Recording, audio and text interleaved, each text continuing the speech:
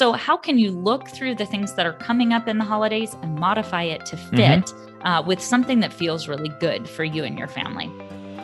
Welcome to the Honestly Adoption Podcast, a show about adoption, foster care, advocacy, and becoming the best caregiver possible. Pull up a chair. We're glad you've joined us. Here are your hosts, Mike and Kristin Berry. Friends, welcome back to the Honestly Adoption Podcast. You are joining us in season 24, episode 197. And we are so glad you are here. If this is your first time checking out the show, then man, a trillion welcomes to you. We are glad you're here, and we hope you guys love this show. We hope you get a lot out of it. If you are like, who are these people? Make sure you visit our podcast website, honestlyadoption.com/podcast. And you can also learn more about what we do at the Honestly Adoption Company, learn about the two of us. And by the way, my name is Mike Berry. And I'm Kristin Berry. And there's Kristin Berry right there. And we're excited you guys are joining us. Hey, real quick, Kristin, I want to do this really we're kind of bursting at the seams with excitement over a big announcement we have that we're not announcing today. We're announcing next week here on the show. And this is the biggest, I think it's the biggest announcement we've ever made on this show. So I don't know what else to say about that, but we're not announcing it right now. Even as parents, you always like a good surprise. You like a good lead up. And I'm not very good at that. I just look at the kids and I say, so like it's your birthday. So here's your gift. You know, but you're like, oh my gosh, I can't wait. So yeah, you can't hand it to me. I'm terrible at this. Yeah, seriously, I know. And that is the thing. Like, we're like, happy birthday. You know, it's kind of like the down note. I don't know what it is. Yeah, you're not. You know, you've got like theme music in the background and a whole plan for how to do these things. And then you punt to me and I'm like, surprise. I don't know what to do. Right. So. Yeah. So it is a huge announcement that we are going to announce exclusively for this audience, our podcast audience, next week, not this week, next week, here on the show. An awesome opportunity, especially for you guys who've been listening for a long time. Some of you guys have been listening to us for like the last 6 years. And this is a super awesome thing that we're going to do for you and for everybody who listens to the show. We're announcing it next week. So make sure you check out the show next week, and you're going to find out about this big announcement exclusively to the Honestly Adoption Podcast audience. And today we're going to talk about something that may surprise you a little bit. We're talking about overstimulation, dysregulation, meltdowns, anxiety during the holidays. And you're thinking, wait a second, it's October. Right now it's October 27th. Why are we talking about this on October 27th? Well, there's a reason for that. The fact is, for children who have a trauma history, those dates between October 31st and January 2nd can kind of spell disaster at times, dysregulation, overwhelm. So we want to jump into that and talk about holiday overload. So let's jump in and talk about that. Where do we start with this? This is a huge topic. Where do we start? Well, Mike, what do you love about the holidays? Okay, that's a really good question to start off with, because you know me and the holidays. Actually, both of us love the holidays. Your favorite holiday is Halloween, which is coming up in a couple of days. We're going to decorate the life out of this farm that we're on right now. But I particularly love Christmas. I love decorations. I love the twinkling lights. I love scented candles. I love Christmas music. I beg you guys to let me play Christmas music starting on Monday, November 1st. You never let me do that. Sorry. That's what I love about it. I love all of the scenery and the lights and the holiday gatherings and all of this stuff. That's probably my favorite part. What about you? My favorite part of this season, well, you already said Halloween. I know, I gave that away. But I love all the decorations I love wearing costumes. I love candy. I love making the very best Halloween party that has ever existed since the beginning of time, at least in my mind. I'm basically a child. So what I love about it is I love the fall. I love the crisp air. I love doing all the fall things. Yeah. All of it. I love everything about it. Yeah. And the cool thing, I don't know. Well, you're not with me right now. We're in two separate locations. Those of you, you're probably watching, some of you get to watch this on video, but I'm looking out of our window and the colors on the trees behind our house are extraordinary right now. They are. So, but yeah, I guess the reality with both of us, is that both of us love the holiday season for different reasons. And both of us have expectations during this season, starting this season right now, we're in October right now, going all the way through New Year's. What are some of your expectations? My expectations are that we are all going to dress in the most fabulous costumes, and we are going to eat amazing chili, and everyone is going to love my party, and we're all going to get along. And we're probably going to roast marshmallows and have beautiful weather. And yeah, the bar is not set low. Yeah, that's true. And that's coming. Actually, I was looking out here. There's a lot of work to do around this place, but I'm starting to envision it because it's cool. It's crisp temperatures today. The colors are changing on the trees. And likewise, I always go into Christmas. That's my favorite holiday, with high expectations. I already have the vision of all of our kids willingly participating in decorating the house, decorating the trees, which we know can be a massive disappointment because they don't always want to do that. I want to see basically I want our farm to look like it's straight out of a Hallmark holiday card. Right. But I guess that leads us to talk about what's the reality, what's your reality, right? Or what's our reality for the reality? Yeah. Our Halloween party is always the best. That's still true. No matter what, it's the best. It always is the best. It is the best. You should come to our Halloween party. No, seriously. You shouldn't, because that would be so fun. There's more than 20,000 people that download this podcast. That would be a little overwhelming on our little 4-acre farm, but anyways. Probably. Yeah. So, what really happens? What really happens is that there are people, there are presents, there's candy, there are still boundaries and children who are hopped up on candy and people and presents and cookies and all the things that come along with basically Halloween through New Year's. And so what ends up happening is in our mind, we think, for me, it's Halloween. We're all going to gather on the back lawn and get into the wagon and have a tractor ride and, laugh, smile, and have cups of hot apple cider. But what really happens, two kids are mad at each other. Someone doesn't want to participate. Somebody's feelings got hurt. Somebody's afraid. Somebody didn't get to wear the scary costume they wanted.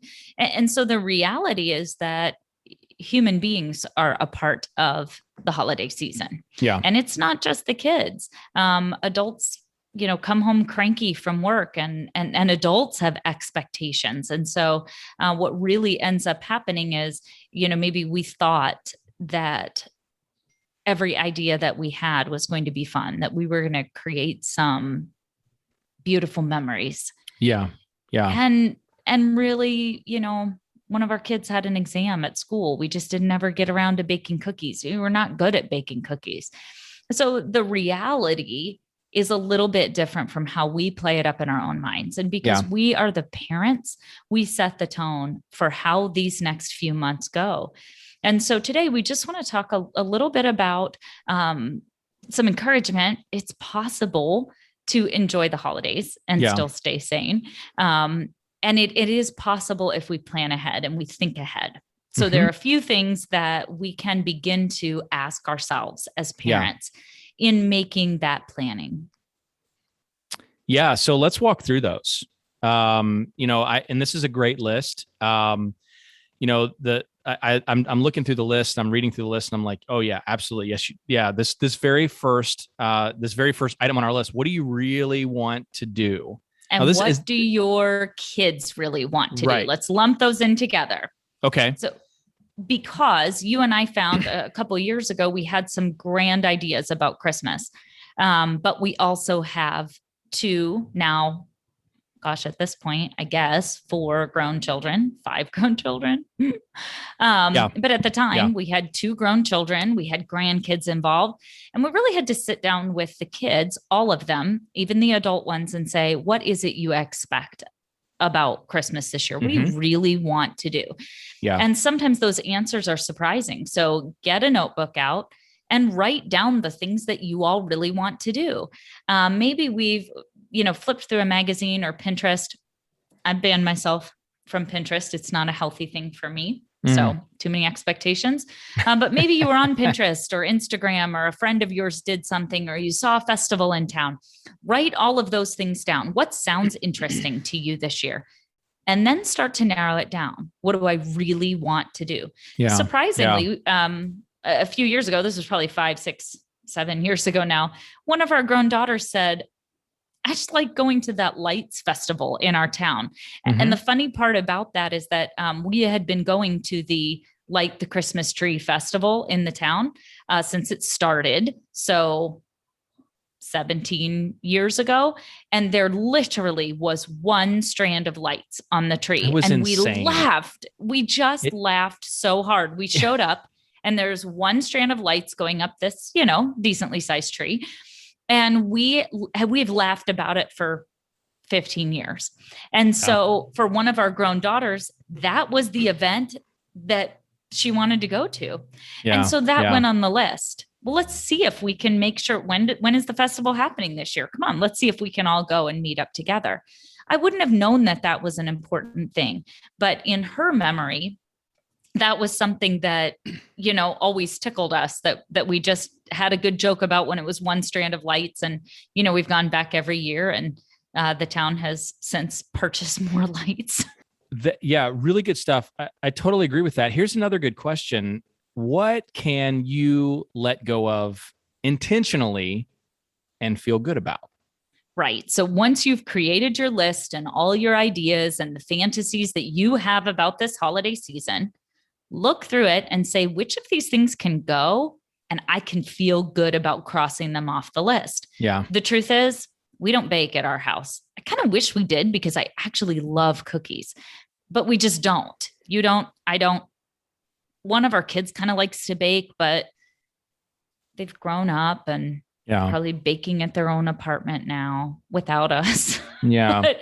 We don't really bake. So if baking cookies always sounds fun to me. I always think that that's something that we should want to do, but it's pretty much the first thing to go off the list. And since none of the kids are begging to bake cookies either, we can all agree. We've made this massive list. We're going to make snowballs. We're going to decorate the front door. We're going to make cookies. We're going to decorate the tree. We're going to cut down our own tree. We're going to grow our own tree from a tiny little sapling. And then we're going to cut it down. And then we're going to cut it down.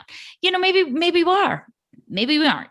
So let's look through the list and let's say, which of these things do we just not care that much about? Let's just cross them off and feel good about that decision. Yeah. So the next question that we can ask ourselves is, how can we modify what we are going to do? So sometimes when we look through that list, maybe cookies stayed on your list, but you may not want to make dozens of different kinds of cookies. Yeah. Maybe for you need to modify that this year. Hey, maybe when your kids are grown, they'll want to come home and make dozens of different kinds of cookies. Maybe you've got little ones. And so making cookies needs to be modified to something that they can actually do. Do you just get pre-made cookie dough? Do you just make one kind of cookies? Yeah. Do you get the cookies already made and then your kids ice them? Maybe you love baking. And so you set aside a day where you put them to bed at night, you stay up late baking, and the next day they get to help you decorate some. So how can you look through the things that are coming up in the holidays and modify it to fit with something that feels really good for you and your family? Yeah. And now I like this next question. And that is, what can you say no to? That's like the sound of screeching tires for some people, because for a lot of people, they struggle with saying no, or they feel like, I'm obligated to this. This is family. This is something we've always done. And they kind of push right through, even though they know it's not going to be a good idea and it's going to equal meltdown central. So let's walk through this. What can you say no to? Right. For many reasons, we may need to say no to something. It might be a big dinner at great grandma's house, but we know we come from a big family and maybe that's just not going to work this year. And go back to modify. It doesn't mean we don't see great grandma. It just means we might need to set up a separate time, or maybe we stop by in time for dessert. Maybe we have to leave early. Maybe we bring a separate meal. Hey, great grandma, I definitely want to see you this year, but my kids are a little overwhelmed with all the people. Can I stop by and just bring a lasagna a different night and we could just visit with you? That's good. Now, remember that we can change anything. We don't have to say yes to anything. That goes for festivals at school. That goes for choir concerts. That goes for, we don't have to do all the things. Right. And so we can begin to go through those lists of things that people want to do with us. And we can just say, oh man, thanks so much for the invite, but I'm not going to be able to do that this year. Yeah. So you end up going to the event, to the gathering or the party or the school event. Make sure you have an exit plan. Always. Always. So let's talk about that. First of all, what is an exit plan and how do you institute it, execute it? Yeah. So your exit plan, all of you should know what it is ahead of time. Including kids. Sometimes we forget to include our kids in these very important self-regulating strategies that we use as a family. And we can absolutely bring our children along on that journey. So if we know that this has gotten overstimulating, maybe our child has a code word that just says, Mom, too much. Maybe mom and dad have a signal or a code word. We look at each other and we just say, I gotta go. I'm going to take a walk. I think I left the oven on. Exactly. Something like that. Make an excuse. Yeah. You may ahead of time have an excuse. You know what? We need to run home and see if the oven is on. Maybe we're coming in town from a long way away. And we could cram into somebody else's house. Or maybe we need to look at our budget and see if it's possible that we could stay someplace different. So when things are too much, we can say, oh gosh, we're going to head back to the hotel. We're going to take a little rest, swim in the pool, whatever. And we'll be back tonight. Or, gosh, the thing we know about the holidays is that there's always something else to do. I mean, I'm thinking of my family here. So when we all get together, we go see the lights, we get a hot chocolate, we go to the zoo, I don't even know, walk around, see the animals, see all the decorations, decorate a tree, go for a walk, skip stones across frozen lakes. We've all got these great ideas. Fun. It is super fun. Super fun and fulfilling. And that needs to stay on the list, obviously. Totally. But when we get together, I have a big family. And so those things can be too much. And so we need to have that plan where we say, hey, we're going to run out. We're going to take a little walk around the park. We're going to grab a hot chocolate by ourselves. We're going to run to the store and get an extra gallon of milk. So we have a plan. We have a strategy for how to get out of the situation. The next one is to have a backup plan. Yeah, I was going to say that now we kind of already answered that by some of the things we were talking about, like, make an excuse or have a different plan with great grandma. But let's dive into that just a little bit deeper. Yeah. So having a backup plan, many of us have really rigid children who need to know exactly what's happening next. And unfortunately, a lot of the activities that we do between Halloween and New Year's are subject to weather or, we're still, as we're recording this, is still facing a COVID-19 pandemic. And so we don't know. Maybe we think we're going to great grandma's, but somebody was exposed to COVID and now we can't go. Maybe we think, we're having that big family Christmas party, or we're going to go to the movies this year, and we find out, man, we just can't. Something got canceled. Anytime that we are planning ahead for something with our kids, we need to have a backup plan. And we need to begin explaining it like that. So you and I, I don't know how involved you were with this. You don't like scary movies, but the kids do, and I do, and it's Halloween, and I'm really excited to watch a scary movie with the kids and have popcorn or something. Yeah. However, because of our job, we ended up with a lot more work to do around our property the last couple nights. And movie night just didn't happen. Yeah. So when the kids were asking, are we going to watch a scary movie? Is it tonight that we're going to watch a Halloween movie? We always want to say ahead of time, you know what? That sounds like a lot of fun. And I would definitely like to watch a spooky movie with you sometime this week because Halloween is coming. But you know what? I'm looking at the weather and I'm wondering, tonight we may need to stay outside. Let's just play it by ear. Or if you have a kid who can't play it by ear, let's come up with 2 different plans. Yeah. First plan, we're going to watch the movie tonight. Second plan, we may get stuck in the barn doing extra chores tonight. Maybe we even have a third plan for a child who really can't move away from that idea. And we say something like, you know what? Guaranteed, we're going to come up with a 30-minute spooky show we're going to watch tonight, or a 30-minute spooky story we're going to read, no matter what. But can I have you help me out in the barn, help me do chores, help me finish up the dinner dishes? I promise we're going to make sure that 30 minutes of something special happens tonight. So always make sure that you have a backup plan, especially for kids who don't have flexible thinking. Yeah. So the next thing that we want to talk about is communication. And this is threefold. I would say it's threefold. Communicate with family and friends first, and then communicate with your children. So let's talk about communicating with family and friends first. Right. So we talk a lot about just being on a need to know basis, and not everybody needs to know why your kid might not make it through the big family dinner. Yeah. That may not be everybody's business, but maybe your mom is on your team. And you know that mom/grandma just loves your kids unconditionally. You know, mom/grandma has been to a lot of doctor's appointments with you, knows some of the ins and outs of your child's diagnosis. And so grandma is going to be the person you call first. And you say, look, we want to try the big family dinner this year, but I want to make sure that my child is successful. Here's a couple things that we're thinking.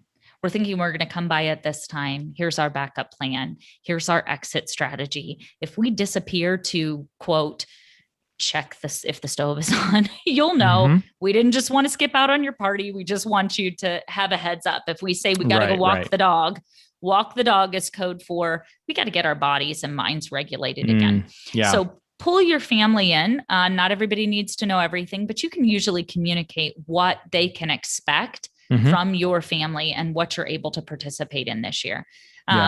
Family, friends, that's probably both lumped in together, but then communicate with your children.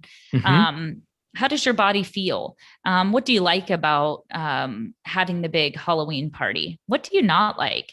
If you feel like it's too much, what's something that you could do instead? Would you like to bring a book and maybe read in the car? So we're communicating with our kids. This is the plan. This is how long we're going to be here. And we want to anticipate what you might need to really enjoy whatever this activity or experience is that we are doing. I also want to throw in here before we get to the next thing on our list, because sometimes we forget. Nope. It's kind of on the list. So I'm just going to jump to it. Keep it simple. Keep it simple. Sometimes we forget that the smells are different. The sounds are different. The lights are different. Maybe we have tons of decorations.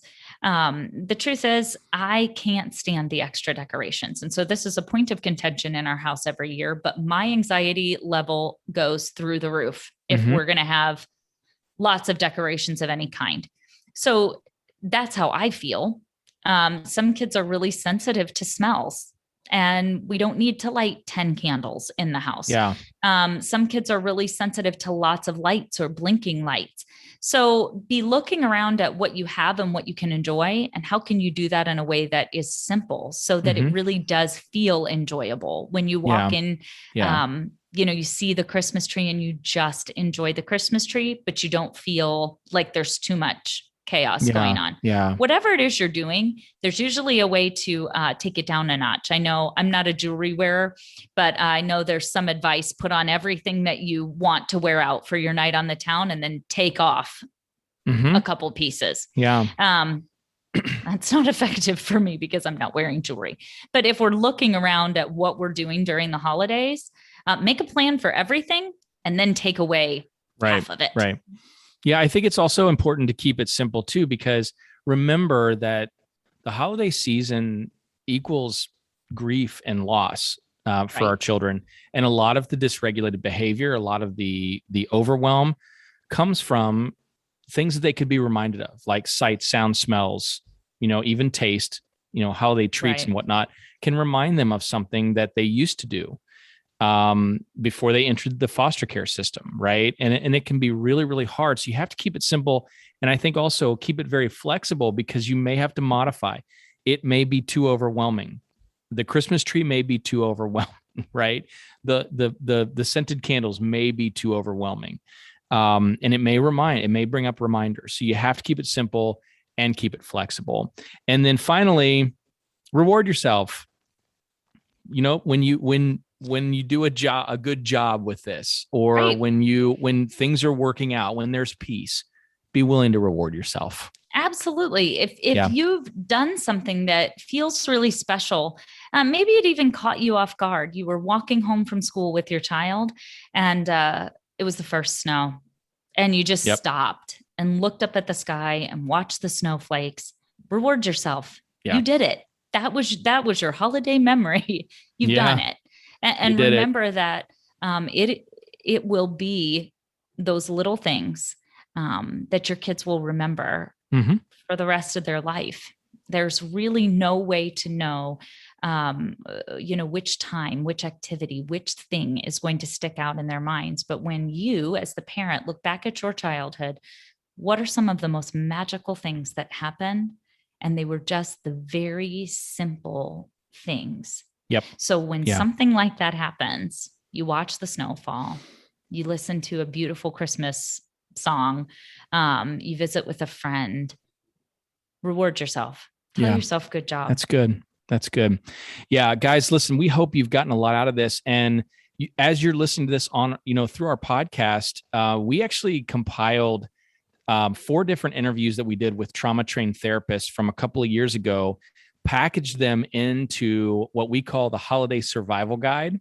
And it's yours free. All you have to do is visit honestlyadoption.com/holiday survival. And you can get those 4 audio files from trauma-trained therapists, amazing perspectives on handling dysregulated, overwhelm, grief. We talk about that in one of the interviews. So you can get that free guide. And guys, thanks for tuning in. We appreciate it. And make sure you guys jump onto the show next week to hear about our really exciting announcement. Thank you guys for tuning in to this week. Thank you for listening to the Honestly Adoption Podcast, a resource courtesy of the Honestly Adoption Company. To learn more about us, visit www.honestlyadoption.com.